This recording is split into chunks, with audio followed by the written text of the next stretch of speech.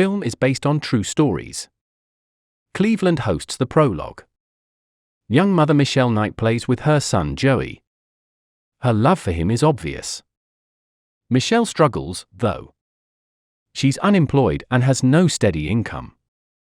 She is optimistic about her job interview today. She convinces little Joey to go despite his opposition. Though careless, Michelle's mother will watch Joey. She finds a laundromat when she gets to work. Michelle doesn't get the job because the owner discovers her improper education.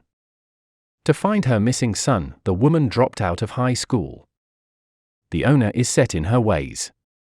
Michelle is heartbroken when she returns home to find her son drinking and an unconscious man on the couch. After picking on her, the drunk man violently shoves the little boy aside, hurting him. Hospital staff find bruises and other trauma on Joey's body. Social services wants Michelle interviewed. She says her son's injuries were from a slide fall. The officer is inflexible, and her beloved son will be taken from her until her living conditions improve. Michelle meets school friend Emily a few days later. Michelle says she left her mom's run-down house and is staying with her cousin. This gives her hope of taking Joey soon. Michelle also discusses her hearing date. Emily's dad picks her up during their conversation. Michelle's mother calls her before her court hearing. The careless woman says she can't pay homage because she lost track of time. In 3 hours, the hearing will begin, so Michelle cannot complain. Without the address, she walks the whole way to court. After walking around for hours without finding the location, Michelle asks a store for directions. The cashier is stumped when she asks for help. Michelle meets Ariel, Emily's dad, who says the court is 45 minutes away by foot. After Michelle panics because she only has 30 minutes, Ariel offers to drive her there in his truck. Ariel takes the relieved woman to his truck to rest after finding a ride. Ariel informs her son that his dog had a litter so she can give him a puppy before they leave. Michelle agrees to Ariel's plan despite her concerns about being late. He claims to have found the puppies upstairs and shows her the shackled mother dog in the backyard when they arrive. Michelle must go inside despite her reluctance. Ariel explains that he lives alone and doesn't have time for decorations after seeing his messy place. He reassures her that the puppies are on the second floor and leads her there. After entering a room, Michelle flees because she feels threatened. Sadly, the moment has passed. Ariel violently binds her. Michelle asks him to let her go because she needs to get to court quickly. After slapping her face, the heartless man enjoys himself. His wife left him long ago, so he's looking for love. After completing his task, taking out her purse reveals her age, 21. Destruction follows his discovery of her son's photo. Michelle begged for her release. Ariel tapes a sock in her mouth. Finally, he hangs her from a wooden beam, terrifying and powerless. No one hears her cries for help as she calls the neighbors. In this terrifying state, days pass. Michelle can't eat or use the restroom. She occasionally hears people talking outside her window but can never engage them. Her mother and police believe she's fled town. Feeling overwhelmed, they don't fuss over finding her. Michelle gets food from Ariel after 3 tortuous days of suspension. She flatly refuses his burger. This enrages the monster, who brutally forces himself on her in the basement after dragging her there. After getting what he wants, he mocks her with a $10 note for her services. He ties her to a pole and tells Michelle she's not missing to keep her captive. He covers her head with a helmet and gags her with napkins before leaving. Later that night, Ariel's mom visits. Michelle musters her courage to yell for help when she hears her voice. Ariel steals his mother with his wits. Back in the basement, he spoon-feeds her noodles against her will. Then Ariel has fun with her friends. He plays bass in a rock band. After fleeing, the woman is battered and bruised the next day. Ariel suddenly cries and recalls his father's mistreatment. Michelle tries to convince him to let her go by reminding him not to hurt others because his father hurt him. He may be vulnerable, she thinks. Her words seem to sway Ariel. He emerges from the basement to save her. Instead of helping, he drags her upstairs and locks her in the bedroom, revealing his evil nature again. He then seals all the windows to isolate her. Ariel sneaks a TV into Michelle's room as she serves time in prison. He tells her she can watch any show without black characters a few days later. Ariel overhears her singing and he brings his guitar. After jamming, he admires her lyrics. He then requests custom songwriting, but Michelle says she's done it before. Reading it, Ariel finds the lyrics that describe her sad situation. After yelling and gagging her, he leaves. His daughter Emily and her friends visit the mansion. Because Ariel says he moved her stuff, she can't go upstairs. Michelle gets the creepy feeling that someone is around and bangs the bed frame against the wall. Ariel plays loud music and tells the teenager downstairs it's just their dog, but he notices. Her condition has worsened in recent days. Only remembering her son gives her hope. After imagining him, she talks to him privately the next day.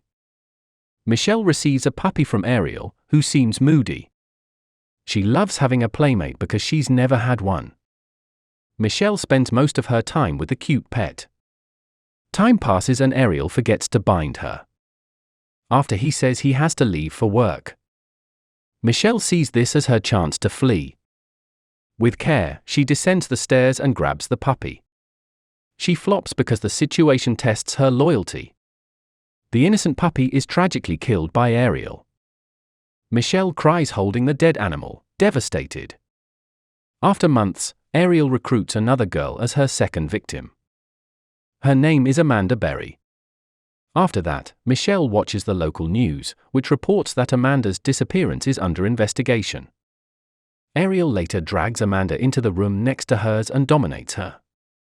Michelle tries to talk to the new girl after he leaves, but she's too nervous.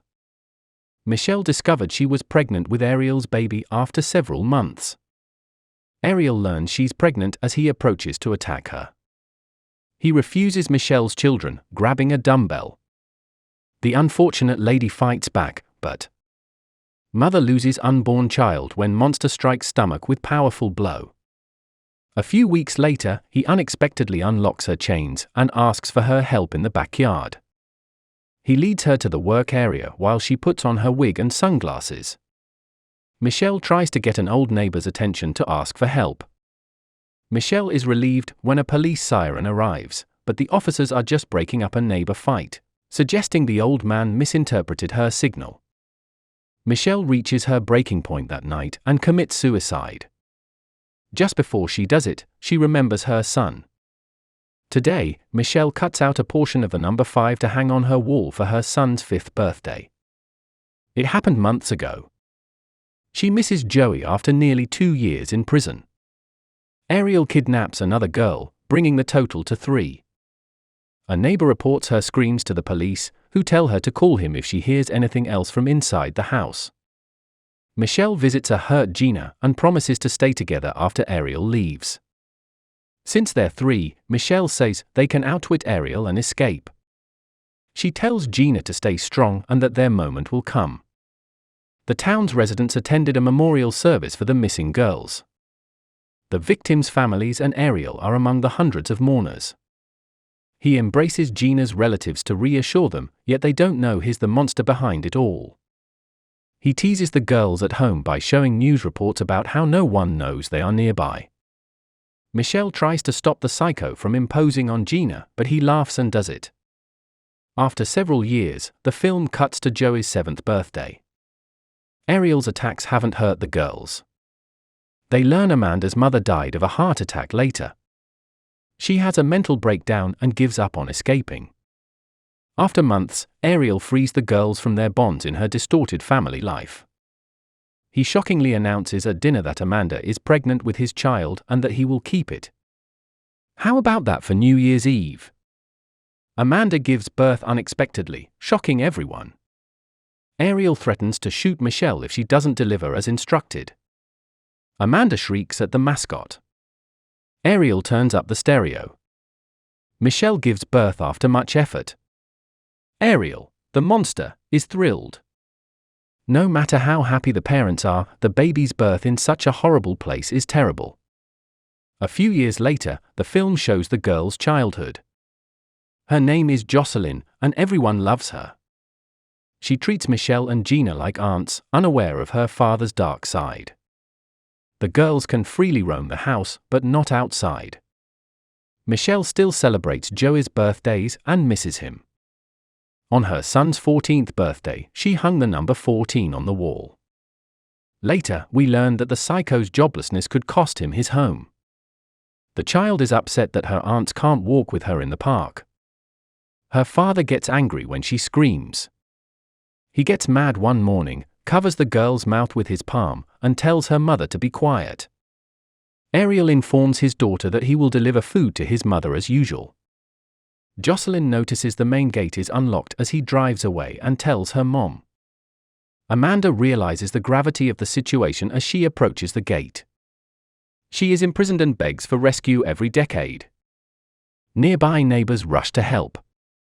Michelle and Gina watch from outside as they forcefully break into the house and rescue the mother and child. Thankfully, the police arrive quickly, break into the house, and enter the room. It scares Michelle because she thinks Ariel is setting another trap. Police have assured her they are safe. After 9 years of searching for Gina, the police are surprised to see her there. Brightness prevents Michelle from seeing outside. The prospect of seeing her beloved son again makes her happy, something she hasn't felt in 10 years. They are taken to the hospital to recover from their trauma soon after their rescue. They are now national topics. Michelle begs to see her son the next morning, and the doctor promises to look for him. According to the news, the other 2 girls have reunited with their families. Our heroine is ignored. Jake Solano, an FBI agent investigating the case, visits her shortly after. He brings Michelle her favorite cheeseburger and ice cream, and she is thrilled to eat again. However, his suggestion of a napkin brings back painful memories of Ariel playfully stuffing them into her mouth. Michelle refuses to meet her mother after her later visit. She felt betrayed because she didn't look for her for 10 years. Michelle is released from the hospital a few days later, and Jake has booked her a comfortable hotel room. He promises to find her child. Gina has moved on from the past when Michelle sees her the next day. Despite their closeness, Gina separates from Michelle. In Michelle's hotel room later that day, Jake says Joey's foster parents don't want him to meet his biological mother. They won't share Joey's photo to keep Michelle from contacting them. Michelle must decide not to challenge the adoption in court, despite having the chance. My son is happy, and I don't want to ruin it. The next scene shows Michelle preparing to testify against the offender in court. She recalls her past abuse and pain as she travels.